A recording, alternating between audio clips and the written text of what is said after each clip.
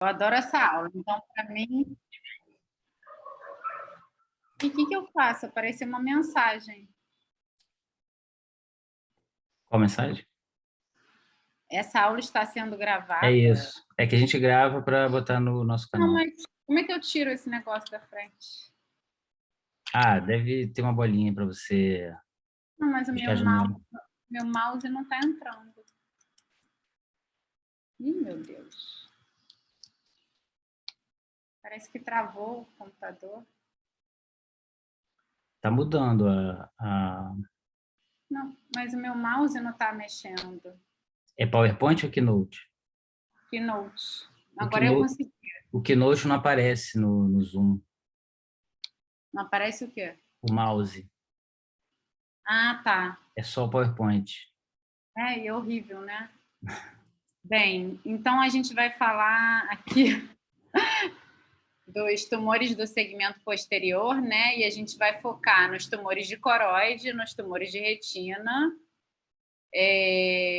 Nos tumores de coroide, a gente vai falar do nevus, diferenciando ele de melanoma e das lesões melanocíticas indeterminadas. E vamos falar também do hemangioma de coroide circunscrito e difuso, das metástases para coroide, do osteoma de coroide. E dentro dos tumores de retina, a gente vai conversar sobre hemangioma capilar de retina, o tumor vasoproliferativo, o astrocitoma e os tumores do epitélio pigmentado da retina. Então, aqui, só por esse slide, a gente já vê que é importante, quando a gente olha uma lesão no fundo de olho, a gente tentar definir se aquela lesão está na retina ou se ela está na coroide. Porque assim você vai estratificar o seu diagnóstico, né? E aí tem outras dicas entre avaliar a coloração, se o tumor é pigmentado, não pigmentado, se tem feeder vessel, se tem hemorragia, se tem drusas na superfície, tem uma série de outras coisas. E aí vocês vão ter que praticar como que você descreve essa lesão para você tentar estreitar o seu diagnóstico, né? Bem, vamos começar falando do nevus. O nevus, ela é uma lesão melanocítica que ela é menor que 1 milímetro de espessura, isso por definição, tá? E menor que 5 milímetros de base, né? Essa altura em milímetros, geralmente, ela é medida pelo ultrassom. Então, quando você pega uma lesão melanocítica que ela tem menos que 1 milímetro, geralmente essa lesão vai ser um nevus. Quando essa lesão tem mais de 3 milímetros de altura, essa lesão é um melanoma até que se prove o contrário, tá? As lesões entre 1 e 3, elas estão ali na berlinda, né? Você não sabe se é um nevus grande ou se é um melanoma muito pequenininho. E essas lesões a gente vai chamar de lesões melanocíticas indeterminadas, tá? Aqui está um exemplo de uma imagem. Oi? Falou alguma coisa, André? Não, não, não. É alguém que entrou Ah, tá. e o áudio não tinha mutado. Então, o que a gente pode ver aqui, a gente vê uma lesão pigmentada, coroidiana, com drusas na superfície, né? Ela é uma lesão que no ultrassom ela mostra uma refletividade alta, né? Você vê que a refletividade da lesão é bem parecida com a da parede, tá? E essa lesão tem 1 milímetro de altura. Então, por definição, essa lesão é um nevus de coroide, né? Mas ele é um nevus que deve ser visto pelo menos uma vez por ano.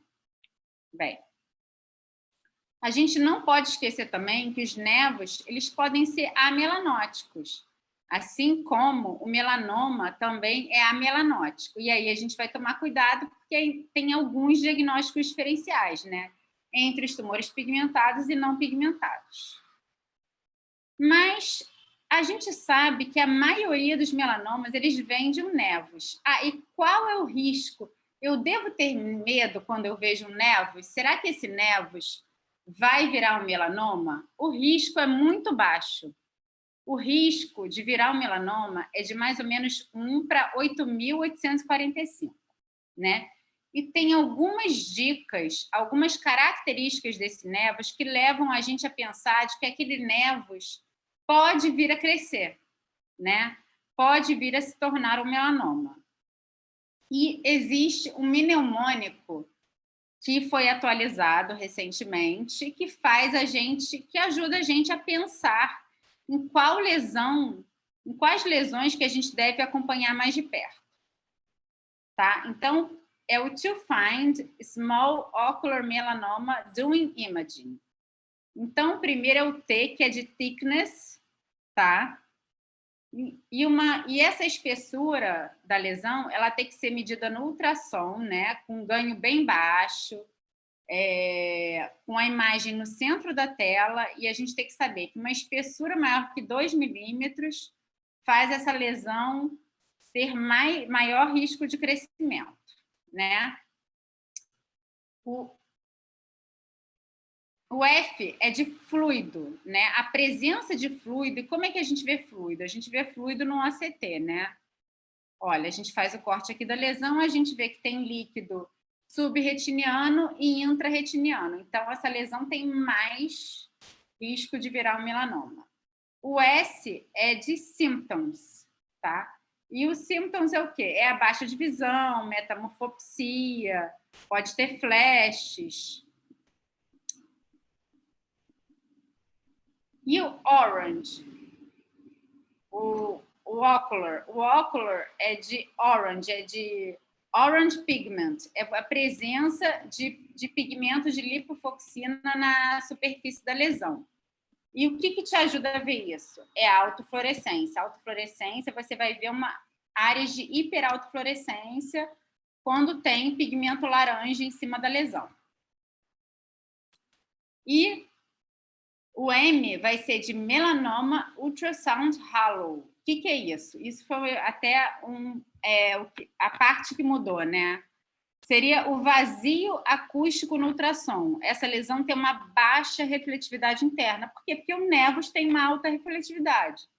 Então, a presença de uma baixa refletividade interna, você tem que pensar mais em melanoma, né? E o D é de diâmetro, diameter. Um diâmetro maior que 5 na retinografia, ele aumenta a chance dessa lesão, dessa lesão vir a ser um melanoma. E como é que a gente faz isso? A gente mede de acordo com o número de discos ópticos, né?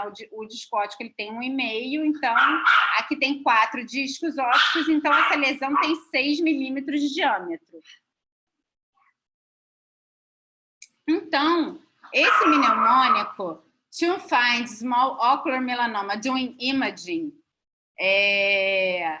ele ajuda a gente a pensar se essa lesão vai crescer, né? E a gente tem que lembrar que esse mnemônico, ele hoje em dia é usado com a análise multimodal. Então, ajuda você a ter uma boa retinografia. Não precisa ser wide field, mas tenta pegar a lesão inteira. A gente vê, às vezes, aí pacientes que vêm que tem uma retinografia, mas que corta a lesão.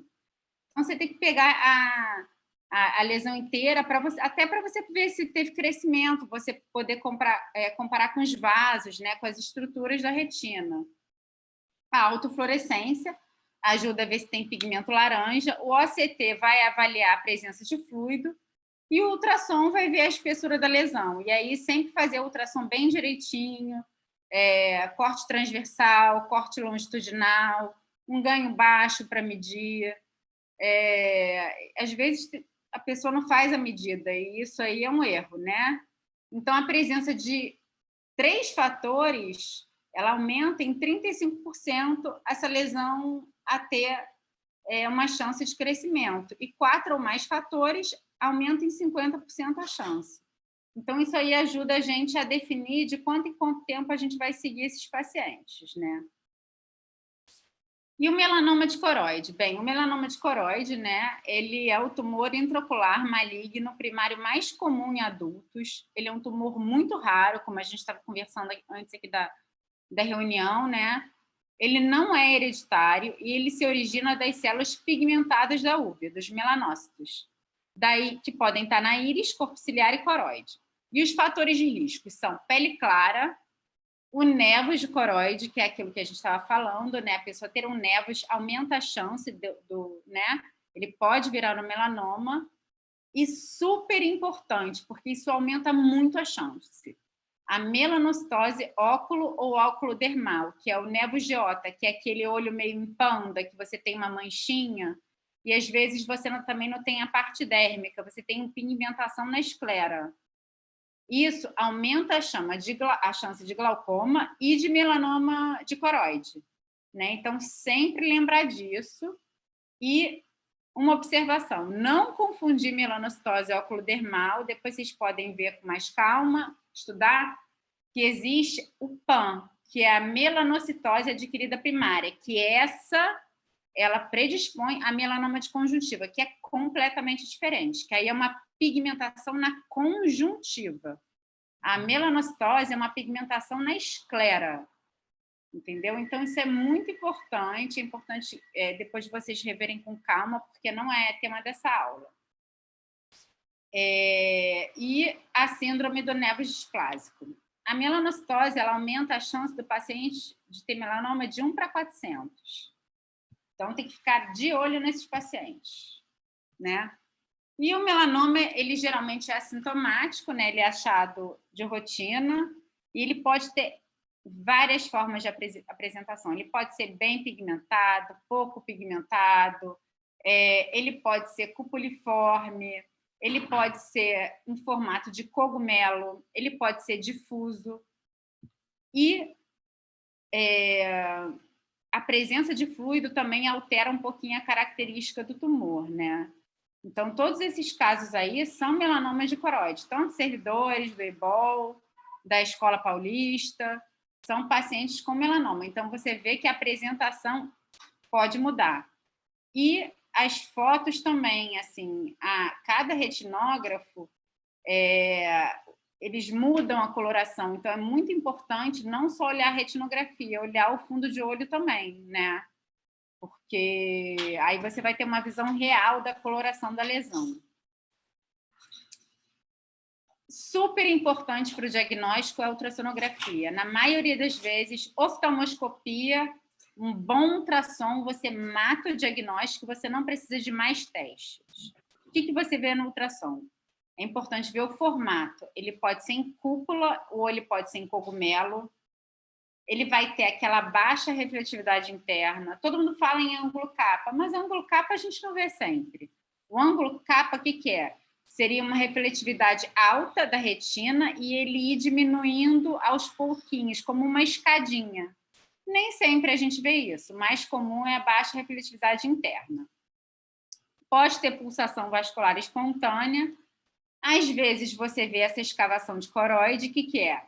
É que você tem uma perda ali da concavidade da esclera e da coroide ali, como se o tumor tivesse fazendo um artefato de imagem no ultrassom, como se ele estivesse invadindo ali a coroide. É um artefato de imagem, né? E é importante ver se tem extensão extraescleral, né? Que aí você faz o diagnóstico pelo ultrassom. Angiografia só é bonito, por quê? Porque a angiografia estuda os vasos da retina. O melanoma, ele é da coroide. Então, assim, não é um exame importante. Ele só é importante, assim, se você tiver um névus e esse névus estiver na superfície uma membrana neovascular subretiniana.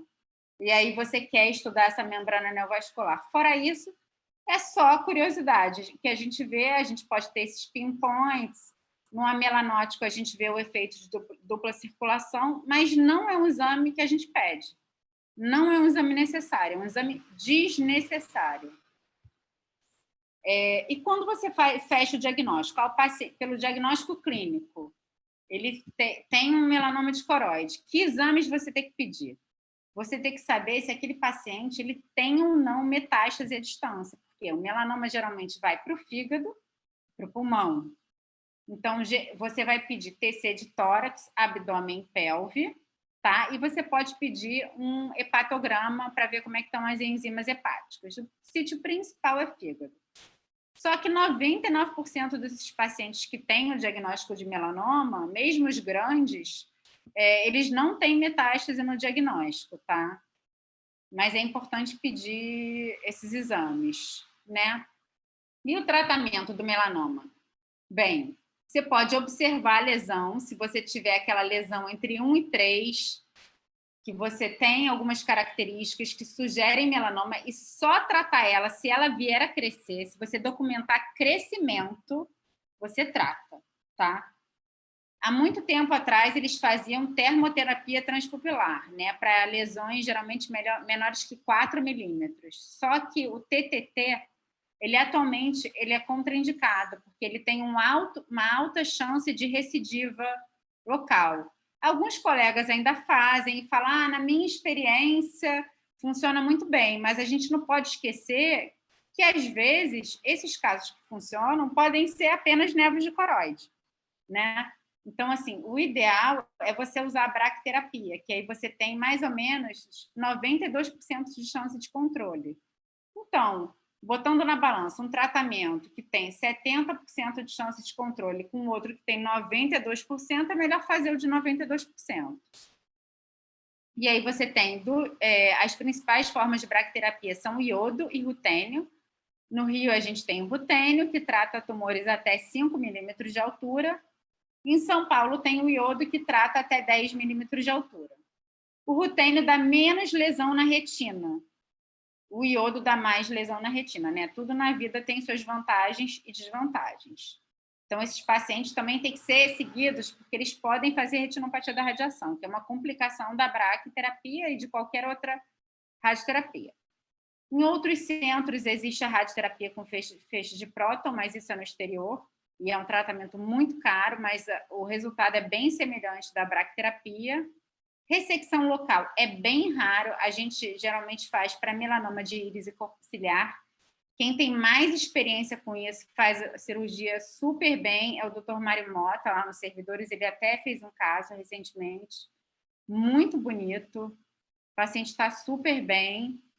E a nucleação a gente indica para tumores maiores que 10 milímetros ou que envolvem o nervo óptico, ou um tumor com uma base muito grande, né? Então, aqui eu botei essa imagem para vocês verem, nos tumores grandes, o efeito da braquiterapia. Você vê que a lesão ela não some, ela vai atrofiar, né? Você fica com esse halo de atrofia. Já em tumores menores, aquele tumor que tem 3 milímetros de altura, que tem fluido, o que você vê o fluido desaparece e a lesão ela até não diminui tanto, ela não muda tanto, mas ela para de crescer, entendeu? Então, é um efeito também que você acompanha assim, ao longo do primeiro ano de tratamento. E a gente não pode esquecer, eu ponho esse slide aqui, que são os tumores, os melanomas do corpo ciliar, né? Que a gente tem que suspeitar quando o paciente tem o feeder vessel. Então, se vocês verem feeder vessel, por favor, peçam o BM, porque para a gente ver esses tumores, eles têm que estar bem grandões, assim. Aí a gente já vê ele de cara, né? Mas se tiver feeder vessel, é altamente sugestivo de ter um melanoma de corpo ciliar. E o prognóstico é bem pior do que do melanoma de coroide. Bem, existem várias condições que podem simular o melanoma de coroide, né? E uma delas que chega bastante para mim, que vocês devem pegar, são aquelas membranas neovasculares periféricas, que a gente chama de PERT, né? Que fazem sangramentos coroidianos ou de epitélio pigmentado, que são grandes e que simulam tumores. E como é que eu faço esse diagnóstico? Eu faço acompanhando o paciente, vendo que assim, hemorragia diminui, tumor cresce. Então, segue o paciente de perto, que você vai provavelmente conseguir diferenciar. É muito raro ter que indicar uma cirurgia, uma biópsia, alguma coisa para diferenciar uma hemorragia de um melanoma. O melanostoma também, do nervo óptico, é uma lesão benigna e é uma lesão que confunde com melanoma. A diferença é que ela é uma lesão super pigmentada, é quase preto, principalmente essa porçãozinha do nervo óptico, que ela é meio borradinha, né? E tem a porção coroidiana, é bem típico. 95% é assintomático, raramente pode ter crescimento. Você só vai suspeitar que o melanostoma possa malignizar se baixar a visão. Se baixar a visão do paciente, às vezes fizemos uma oclusão venosa, aí você pode até suspeitar, mas é raríssimo, raríssimo. Às vezes você pega lesões grandes, mas que elas estão iguaizinhas, do mesmo jeitinho, durante anos.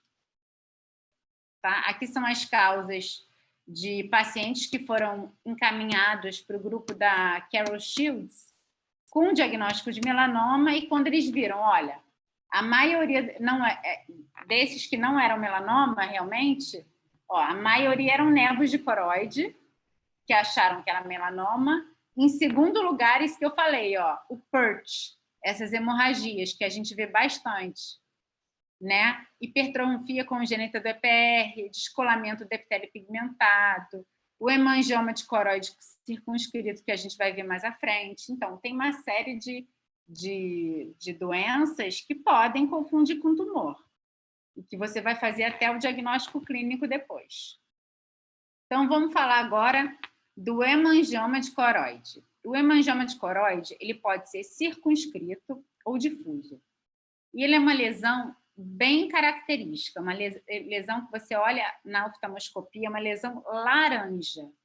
Ele é benigno e ele é bem localizado. Ele vai ter os limites mal definidos e você geralmente tem presença de fluido subsensorial. Não é uma lesão que tem exudato duro. Exudato duro não é presente, você não vê isso no hemangioma de coroide, pensa em outra coisa. Essas lesões, elas geralmente não ultrapassam 6 milímetros de altura também. E a gente não tem vasos intrínsecos nutridores na oftalmoscopia. Quando ele é difuso, vocês têm que lembrar da síndrome de Sturger-Weber, né? Então, tá aqui o hemangioma de coroide, essa lesão alaranjada. Aqui na imagem da direita, nessa retinografia, vocês veem que tem umas alterações na superfície do tumor, que ele está mais amarelado, tem os pigmentos. Por quê? Vai vazando líquido, vai estragando o EPR, e aí vai fazendo essa metaplasia do EPR. Então, às vezes, não é tão laranja por conta das alterações crônicas do líquido. Agora, olha que bonitinha a imagem aí do hemangioma no ultrassom. Ele é muito diferente do melanoma. Olha só a refletividade dele. A refletividade dele é muito alta. Entendeu? Parece com a da parede. Então, oftalmoscopia, ultrassom, você fecha o diagnóstico, né? Agora, o OCT, ele serve para te mostrar as alterações, né, secundárias desse hemangioma. Ele vaza líquido para o espaço subretiniano e ele vaza líquido para o espaço intrarretiniano, ele faz cistoide. Então, isso você vê no OCT. As alterações intrínsecas do tumor, né, na coroide, o que a gente vê? A gente vê uma elevação ali na coroide, né?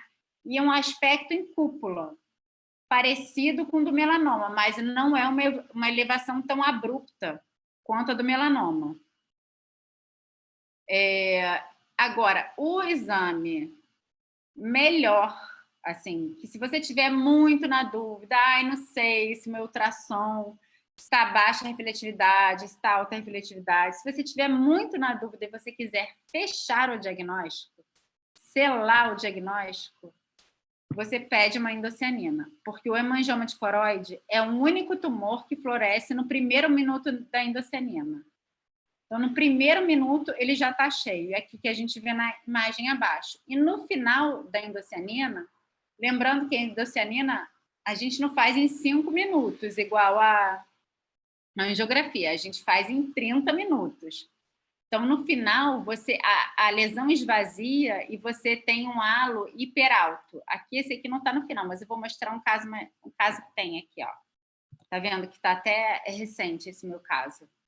Então, essa paciente aqui tem uma lesão alaranjada. Você vê que no Califórnia não fica muito laranja, né? Mas no fundo de olho é bem laranjinha a lesão dela.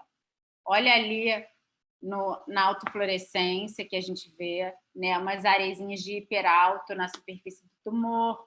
o líquido, né, com hiperautofluorescência, o ultrassom com uma refletividade bem alta, né, o OCT com fluido subretiniano na mácula já, e líquido intrarretiniano perto da lesão, e para fechar o diagnóstico lindamente, uma endocianina com enchimento no primeiro minuto, um esvaziamento tardio com halo de hiperfluorescência na fase final.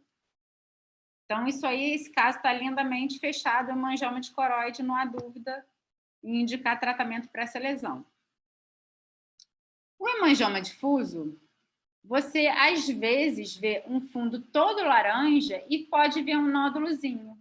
E ele acontece em quem? Ele acontece nos pacientes com Sturge-Weber, que tem esse nevus flammeus, né? E ele é unilateral ao nevus flammeus e está presente desde o nascimento. E são lesões bem mais agressivas, bem mais difíceis de tratar. Às vezes o paciente vem com descolamento de retina, o nevus flammeus com descolamento de retina exudativo. Você tem que pensar no hemangioma difuso, né?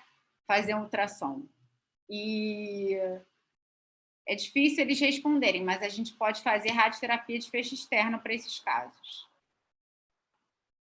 Outro tumor de coroide é o osteoma de coroide. O osteoma de coroide é um tumor ósseo benigno e raro.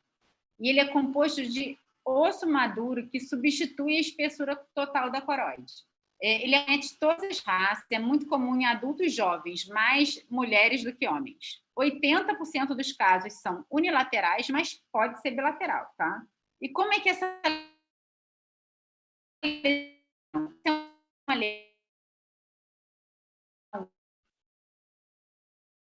ela é muito bem delimitada. Cicatriz de corioretinite, cicatriz de tóxico. Ai, uma mensagem aqui. Tá. Então, é uma placa laranja-amarelada, profunda. Ele geralmente tem, assim, meio que em florzinha, assim, tem uns pseudópodos, né? E vão ter vasinhos na superfície. Geralmente, ele está na mácula ou perto do nervo óptico. E qual é o problema desse tumor? É a mesma coisa do hemangioma de coroide. São lesões benignas, mas eles podem danificar a visão do paciente. O paciente pode perder a visão por esse tumor. E por que perde a visão? Porque esse tumor pode fazer membrana neovascular subretiniana. E ele também tem uma coisa muito cruel, porque ele é um tumor que ele é completamente ossificado no nascimento. E ao longo da vida, ele pode desossificar. E quando ele vai desossificando, ele vai estragando o epitélio pigmentado da retina. Ele vai acabando com o epitélio pigmentado. Por isso que tem a tendência da membrana neovascular, que aí o vasinho pode entrar lá, né? E aí acumula líquido e esse dano ao EPR leva à morte dos fotorreceptores. Então, como ele geralmente está perto da mácula, ele é bem cruel, sabe? Ele faz o paciente perder visão. Então, esse aqui é até um menininho que eu atendi, tadinho, de 4 anos na época, e você vê que ele já tem fluido subsensorial, ele tinha nos 2 olhos, subsensorial no olho direito. E essas lesões, elas podem crescer também, tá? Mas aí até um tema bem interessante para entrar em detalhes em outra aula, mas vocês têm que saber que geralmente o paciente perde visão porque o tumor cresce, o tumor desossifica, estraga o epitélio e pode fazer membrana neovascular subretiniana. E o diagnóstico dele, para fechar o diagnóstico, ultrassom, mais uma vez. No ultrassom você vê uma placa, geralmente, e você vê a área calcificada, você vê uma sombra acústica, você vê que parece um novo nervo óptico. Aqui o segmento de um paciente para vocês verem o crescimento da lesão. Nas imagens superiores, né, a foto colorida e a autofluorescência.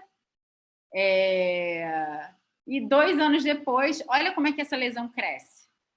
A lesão cresceu bastante. E a autofluorescência é importante para acompanhar as alterações secundárias no epitélio pigmentado desse paciente. Né? O OCT do osteoma é bem interessante. Ele serve tanto para ver a alteração primária do tumor, né, as alterações intrínsecas dele no OCT, que já foram descritas e que são bem características. O que eu vejo? Olha se lá dentro tem umas linhazinhas, que são as linhas de cemento, né, comparando com o osso. Ele tem uma aparência meio esponjosa, você vê que eles têm um pontilhado, né? E você tem uma certa transparência da junção esclerocoroidiana. Tá? Então, ele tem essas alterações intrínsecas. Isso aí é interessante, mas o principal é para ver as alterações secundárias.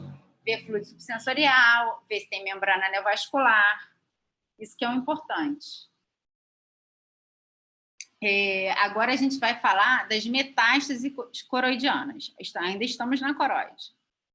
A metástase, ele é o tumor maligno intraocular mais comum, né? O melanoma é o tumor maligno primário do olho mais comum, mas a metástase é mais comum que o melanoma, né? E o mais... as metástases, elas podem acometer íris, corpo ciliar, coroide, né? E é mais comum na uve por quê? Por disseminação hematogênica. E qual é a dica para pensar em metástase ou melanoma?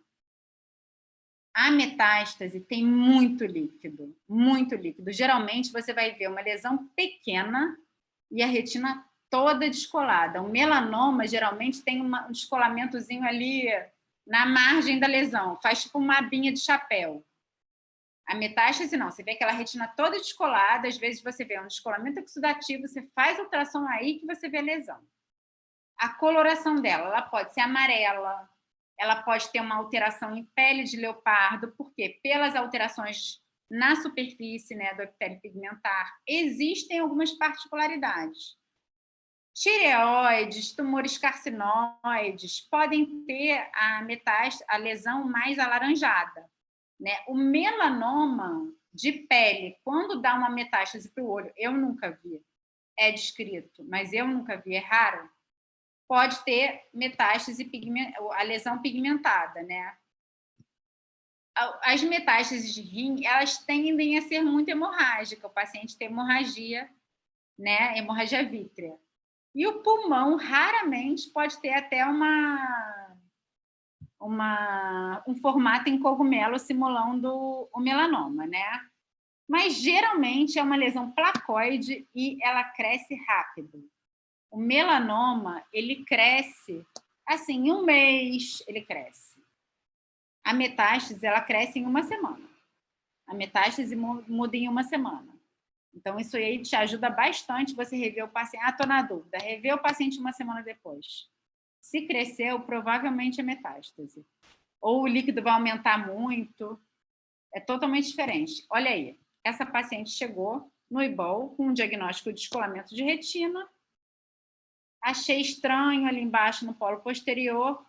Aí você faz aquele teste do shifting fluid, né, que vocês devem conhecer, que o paciente vira para um lado, vira para o outro, senta, o líquido vai se mexendo, né, porque o descolamento não tem uma ruptura, né? E aí, quando você faz ultrassom, tem uma lesão ali embaixo, uma lesão de 2,8 milímetros, com descolamento de retina enorme. Aí a foto da paciente sentada, ela deitada, a retina dela está toda descolada. Então, a metástase é diferente. E a refletividade é mais ou menos de média. Pode ser meio irregular dentro. Esse é um caso super interessante, que é um paciente que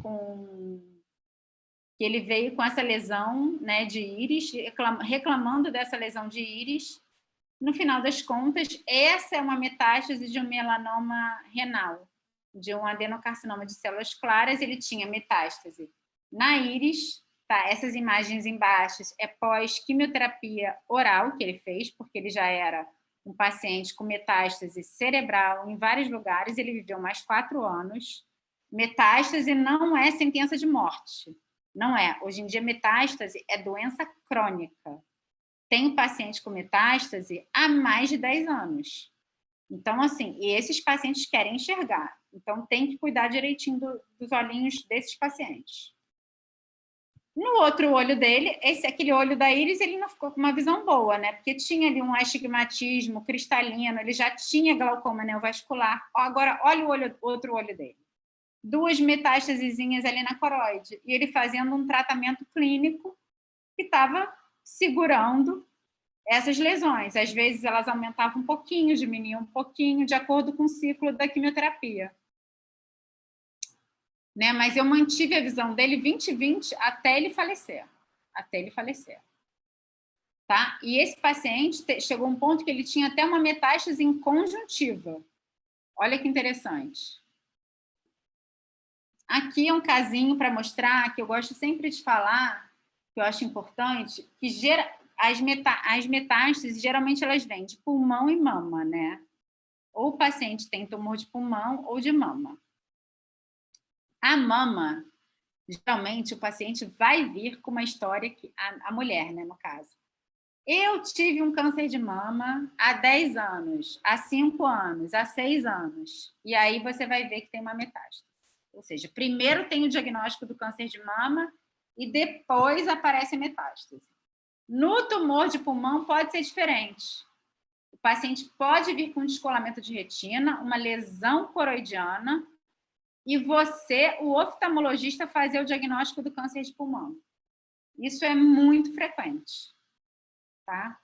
Aqui é um caso desse. O paciente veio para mim com diagnóstico veio referenciado para avaliar se era melanoma.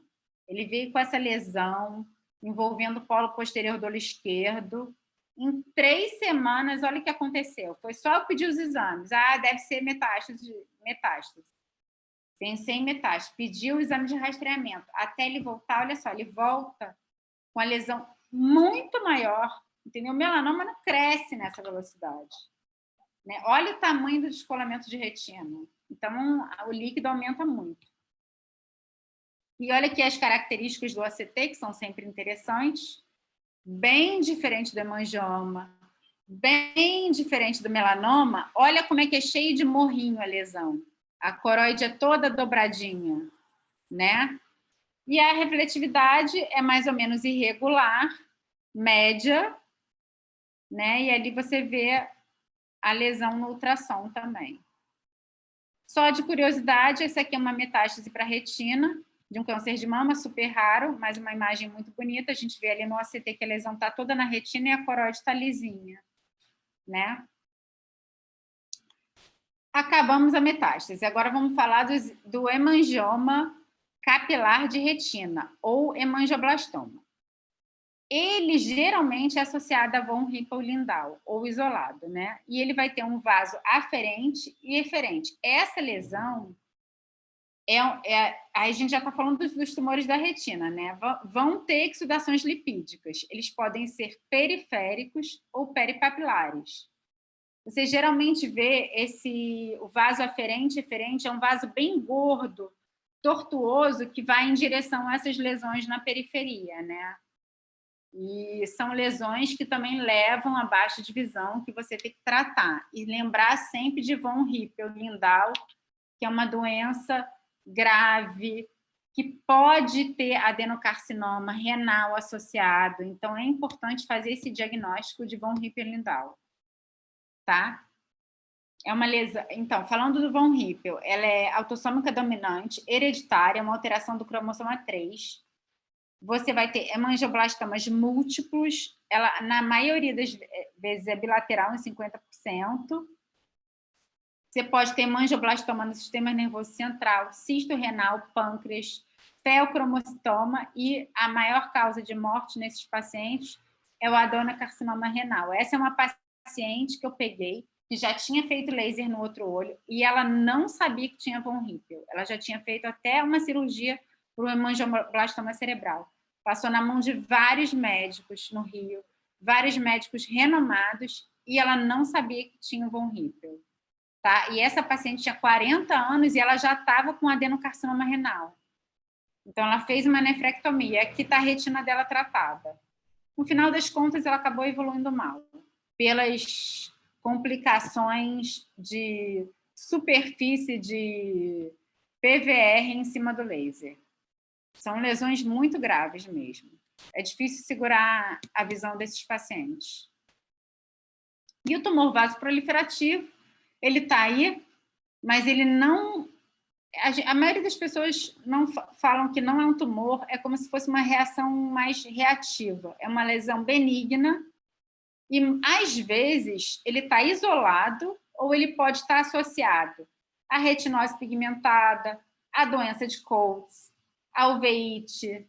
E aí, nesses casos, ele pode ser bilateral, né? E você vê vaso, ele parece o von Hippel, mas você vê que o vaso que chega no tumor, ele não é tortuoso igual no von Hippel. Não é. Ele vai ter exudação lipídica. Então, às vezes, você vai ficar na dúvida. Será que é manjoblastoma ou é tumor vasoproliferativo? Uma das dicas é essa. Olhar o vaso que está chegando, se é tortuoso ou não. E mais uma dica é que esse caso aí que eu botei é um caso que está assim no começo, é uma raridade pegar assim. A gente geralmente pega essa exudação indo até a mácula. No vaso proliferativo, a exudação ela vai toda junta, assim, ela vai se estendendo em direção à mácula. No von Hippel, você pode ter essa exudação junto do tumor e uma separadinha lá na mácula, entendeu? Com uma área de retina ali meio que normal, entre a mácula e a lesão. Isso é uma coisa que ajuda a diferenciar. É um segredinho. Aqui, essa lesão cresceu, né? Eu mandei repetir em um mês para ver se eu ia tratar ou não. Cresceu, eu fiz crioterapia, esse paciente está ótimo. Resolveu, porque se chega ali na mácula, como esse caso aqui, olha, esse caso aqui é um caso que a lesão, ó, a exudação já estava quase na mácula, e aí a gente indicou Vitré, e aí acabou ficando bem.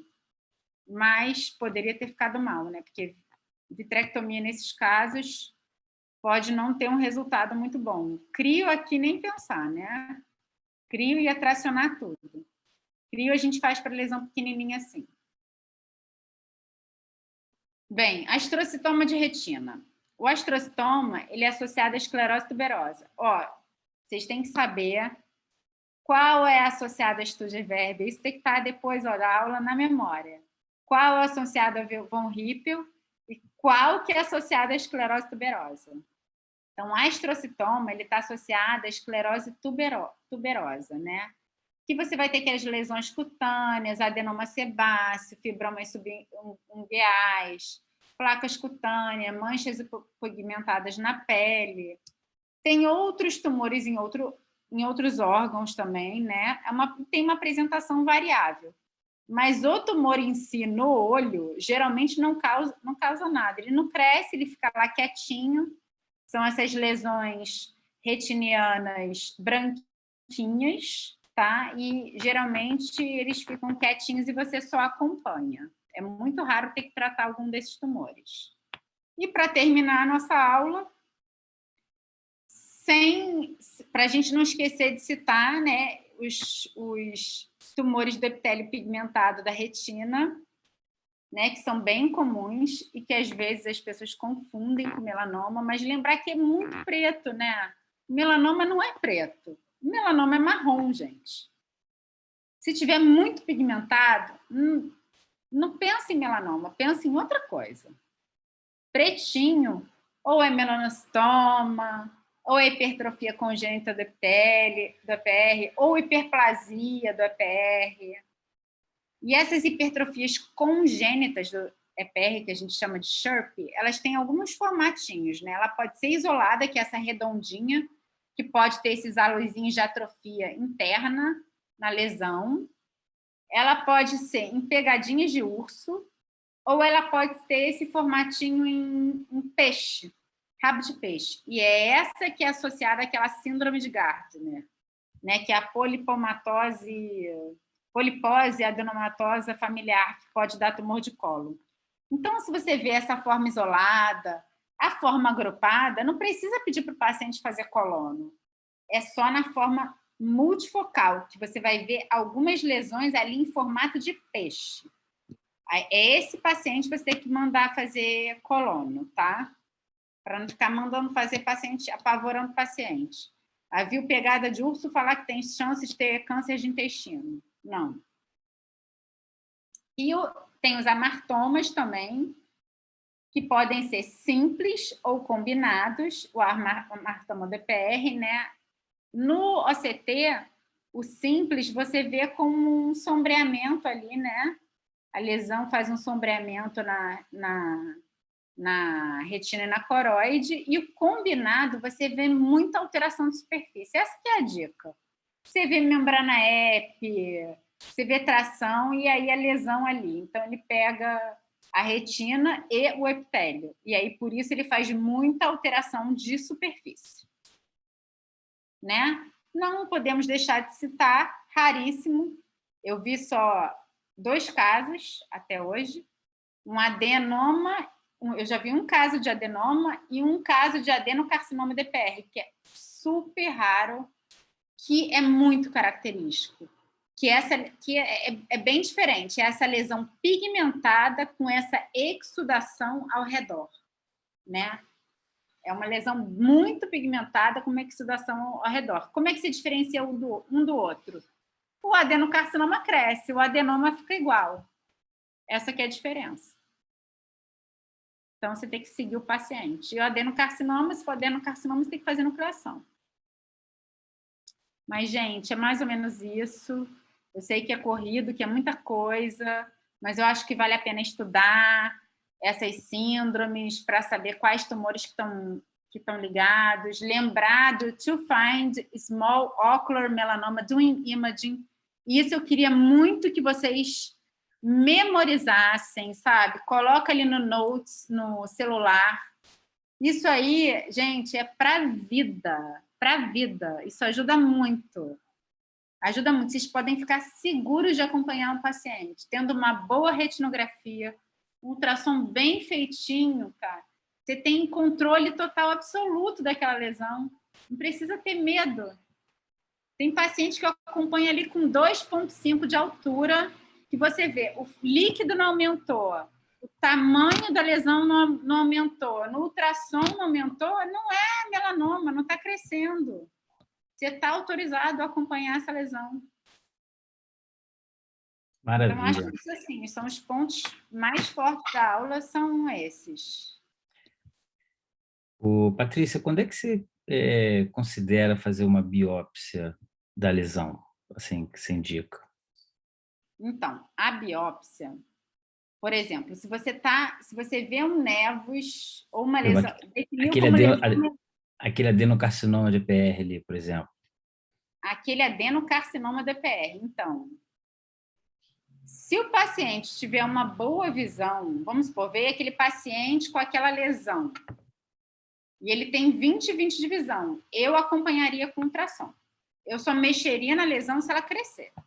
Se ela crescer, você faz enucleação. Entendeu? Ali você sabe se é adenoma ou adenocarcinoma. E a maioria das vezes, enfiar uma agulha ali, eu já tive um paciente que aconteceu isso. Um paciente que era de outro colega, que tinha uma lesão, que poderia ser um adenoma ou um adenocarcinoma. Foi feita uma biópsia. Sabe qual foi o resultado da biópsia? Células sugestivas de melanoma, adenoma ou adenocarcinoma. Esclareceu alguma coisa? Sabe o que aconteceu com esse paciente? A retina dele descolou inteira depois da biópsia. Inteira, porque ele teve alguma coisa que aumentou a pressão do olho. Aí acabou, já estava no IBOL nessa época, aí tirou o óleo. Eu fiquei para morrer com esse paciente, juro. Esse paciente é o paciente que me tirou assim, pois fiquei muito preocupada. Descolou a retina inteira. E aí eu perdi, eu não tinha mais. No final das contas, sem óleo, com a retina colada e com a lesão. E eu não conseguia, e a córnea dele ficou branca. Eu não conseguia ver o fundo de olho. Então, eu fiquei acompanhando ele muito tempo. Eu combinei com ele, falei assim, olha, a sua lesão está com 3 milímetros. Se ela aumentar meio milímetro no ultrassom, você vai nuclear. E foi o que eu fiz. Eu acompanhei ele 1 ano, não aumentou. Aí, 1 ano depois, começou a crescer, nucleou e era adenocarcinoma. Agora, aquela primeira biópsia lá, ferrou. Por quê? Porque se eu tivesse como ver o fundo do olho, era mais fácil, entendeu? Entendi. Mas, no caso, a Mas nucleação geralmente pelo... o adenocarcinoma ele não dá metade, ele fica localizado, você resolve com a nucleação. É diferente do melanoma. Ele não responde a BRAC? E a biópsia, você pode usar. Hã? Acho que está com um Não delay é, aqui. não é indicada a bracterapia para esse caso. Ah, entendi. Para adenocarcinoma de EPR, você não faz bracterapia. Não é descrito isso. Eu não sei, de repente ele não é radiosensível, entendeu? Você faz enucleação. Enucleação. E Tratamento de enucleação. eu já Se vi for umas adenoma, você cirurgias, acompanha. eu já vi umas cirurgias para que Travando, né? tá um delay aqui. Alô? Oi. Tá meio lento aqui, será que sou eu? Alô? Oi. Melhorou? Falhou. Fala. Tá me escutando Melhorou. agora? Eu já vi umas cirurgias de remoção do tumor intraocular, tipo vitrectomia com dissecção do tumor, remoção. Isso. Endorressecção. Quando Então, que, quando é que pode isso é indicado? perguntar. O que eu acho? Quando é indicado, assim? Então, lá na escola, assim que eu comecei a fazer o fellow, eles estavam fazendo um estudo de endorressecção para comparar com bracterapia. E o que eles observaram é que a endorressecção ela dá um resultado visual pior do que a bracterapia. Porque o objetivo ali do tratamento local é você tratar localmente, né? Os dois resolveriam, não é tratar se vai ter metástase ou não, porque isso é outra discussão, mas já está, assim, quem vai definir isso é a genética do tumor. É você tratar localmente. E o que tem mais perda visual é a endorressecção, mais do que a BRAC. Entendi. E quem fez as cirurgias lá na escola foi o André Maia. Então não tem nem como dizer assim, é porque não foi bem operado, não sei o quê, não. Foi o André Maia que operou esses casos. Então, eles provaram no trabalho. Uhum. E eu já vi também um trabalho que é de um turco, eu acho, que adora endorressecção, que ele comparou endorressecção com endorressecção mais bracterapia. E o que ele viu assim, é que a mortalidade do paciente não muda, mas que a recidiva local muda. Quem faz só endorressecção tem mais chance de fazer recidiva local. Entendi. Interessante. Pode fazer, mas põe uma placa, entendeu? Sim. Eu pensei nesse caso que não... come o tumor e põe uma placa em cima. Nesses casos que não respondem a BRAC, de repente, né, seria uma opção. Nesses tumores, né, que talvez não sejam radiosensíveis, enfim.